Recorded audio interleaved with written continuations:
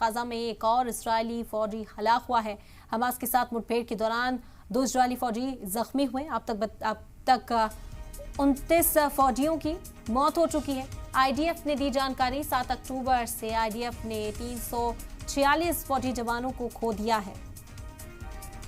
Gaza में एक और इजरायली फौजी हलाक हो गया। इस वक्त की बड़ी खबर अब तक पहुंचा रहे हैं। हमास के साथ मुठभेड़ के दौरान 2 इजरायली फौजी जख्मी हुए। अब तक 39 इजरायली फौजियों की मौत हो चुकी है। बता दें कि आईडीएफ ने यह जानकारी साझा की है। लगातार जब इजरायल की फौज गाजा पट्टी में दाखिल हुई है, तभी से हमास की ओर से भी हमले किए जा रहे हैं। 7 अक्टूबर से आईडीएफ ने 346 फौजी जवान अब तक खो दिए हैं। आपको बता दें कि आईडीएफ ने आंकड़ा जारी किया है। आईडीएफ की ओर से जानकारी दी गई कि 7 अक्टूबर जब से इस जंग की शुरुआत हुई है, तब से 346 फौजी जवान अब तक खोए जा चुके हैं और हमले लगातार जारी हैं।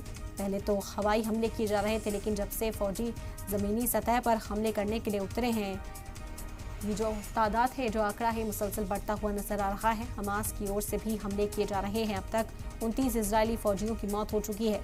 बता दें कि गाजा में एक और इजरायली फौजी हलाक हुआ है। हमास के साथ मुठभेड़ के दौरान इजरायली फौजी जख्मी भी बताए जा रहे हैं और यह आंकड़ा मुसलसल बढ़ता हुआ।